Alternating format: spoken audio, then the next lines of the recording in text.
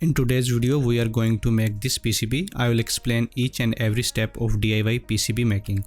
Watch full video and do not skip any step for full details. Without wasting further time, let's jump into our video. First, we will design our PCB. For PCB designing, I usually use Easy EDA tool. You can use any tool whichever you like for designing schematics and PCB. I found that Easy EDA is a good and easy to use tool. It's just a personal preference, use whatever tool you like. Here I am updating an already designed circuit. Previously this circuit was designed to use through-hole components. Now I am updating this circuit to use SMD component. Our main focus in this video is to make PCB, not to design PCB. If you want me to make a PCB designing video, let me know in comments, then I will make a video on PCB designing. After updating the component of the circuit, we will convert this circuit to PCB layout. For that, go to Design tab and click on Convert Schematics to PCB. A pop-up will be shown. Click on Keep on Going. Now click again on Apply. Here we have our PCB components. Arrange these components according to your need. It is really up to you that how you want your PCB to look like. Keep in mind that we are designing single layer PCB at this point, so arrange all the components in a way that we can design a single layer PCB. It is a time consuming process. Take your time and arrange the components. I am skipping extra and unnecessary details regarding to PCB designing because it is a time taking process. I am fast forwarding video just to save time, otherwise video will be too long. After completing the PCB designing process, I usually select the whole PCB layout and copy and paste multiple times before exporting the layout. The benefit of this is that we can print multiple PCB layouts on a single sheet of paper. It is very efficient and saves a lot of papers in case we are going to make multiple PCBs. Then go to File tab and export as PDF. Now change some setting of different layers. Only select bottom copper layer, border outline, multi-layer and whole layer. After selecting these layers, click on Export and export the PDF file. After exporting PDF file, open PDF file with PDF editor. And here we have our circuit layout. Before printing, I want to show you printing paper on which we are going to print this layout. Printing paper is very important in this case. I am using 115 grams A4 size photo paper. This is also called glossy photo paper. You can easily find this paper from any bookshop. You can easily identify this paper just by looking at it. One side of this paper is very shiny and smooth while the other one is not shiny and is rough. We are going to print on the shiny and smooth surface side because we don't want the toner to get absorbed inside the paper. After loading the paper in printer, go to PDF editor and change some printer setting for printing out the layout. Click on Print and select your printer. Select the actual size of the print. Set orientation to auto. Do not select portrait or landscape option. Then click on Properties and select the proper page size. These settings may be a little bit different according to your printer model.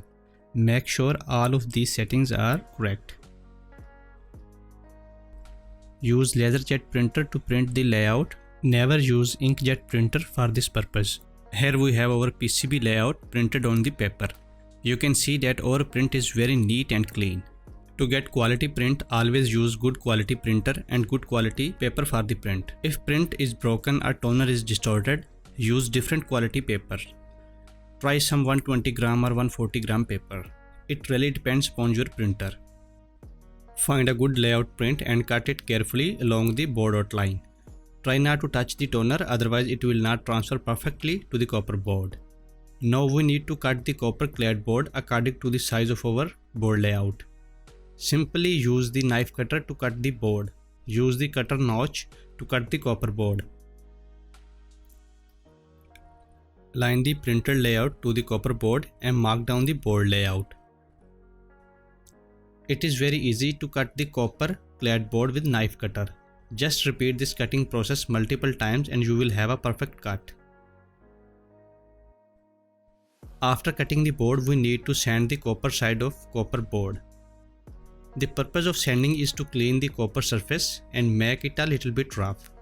Toner will stick to the rough surface easily, otherwise toner will not stick to the copper surface. Make sure to wash the copper board with water after sanding is done.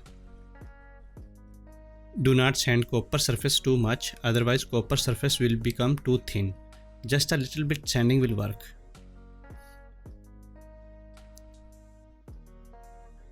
Now align the printed circuit layout onto the copper board carefully. Take another paper sheet and cover the board as shown in video. At this point, make sure that our printed layout is aligned with the copper board. Warm up the iron and carefully iron the board. Make sure that iron is not too much hot and not too cold. It should be medium hot. Our printed paper layout should fully stick to the copper board. After ironing the board, let it cool down to room temperature. After it cools down to room temperature, sink it in water for about 30 minutes. After 30 minutes, check if the paper stick to the board is loose. If it is not, then give another 30 minutes. It depends upon the quality of paper. If you are using thicker paper, then it will take some time to get loose. When paper gets loose, peel it off from the copper board carefully.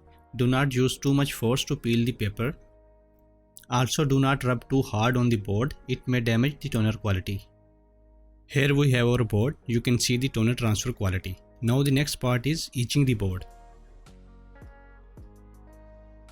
For etching the PCB, I am using ferric chloride. Ferric chloride is an acid, so be careful at this point. Put your PCB in ferric chloride solution for almost 20 minutes. Check the board after every 5 minutes if etching is going well. If your solution is strong, it will take only 10 minutes or sometime less than 10 minutes for etching. But if the solution is diluted, it will take more time. When etching is completed and all the excess copper is dissolved in acid, take out the board and wash it thoroughly with water. After washing with the water, we have a nice and perfect PCB. I am using a nail paint remover to remove the toner from the board.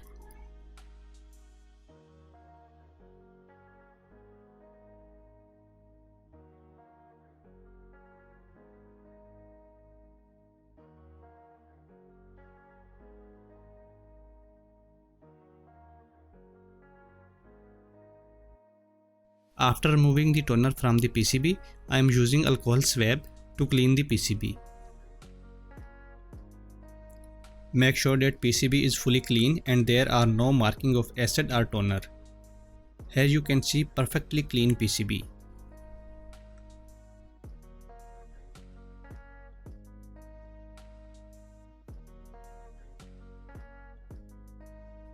After this, it is time for drilling holes in PCB. I am using this 0.5 mm drill bit and handheld drilling machine to drill the holes in PCB. Carefully center the drill bit in drill chuck. I don't have drill press machine and I usually use this handheld drilling machine. Use a piece of soft wood to support the PCB for drilling. This piece of wood provides extra stability to PCB during the drilling process. Drilling is also a time-taking process, so be careful while drilling because a wrong drill can damage your PCB. Also use the correct bit size to drill holes.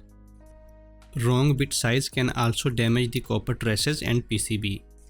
Here we have our perfectly drilled PCB. Now we move to the final step, which is applying the antioxidant solution to the PCB to prevent the PCB from the oxidation. Here I have prepared an antioxidant solution from the mixture of frozen and ethanol. I will apply a thin layer of this solution on the copper side of PCB.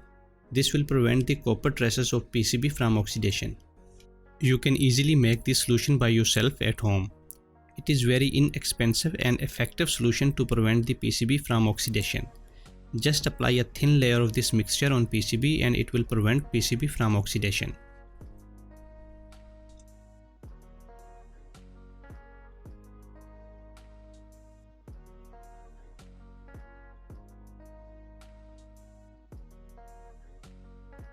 Now our PCB is ready for soldering. If you find this video informative, kindly like this video and subscribe the channel. It would be helpful. See you in next video. Bye.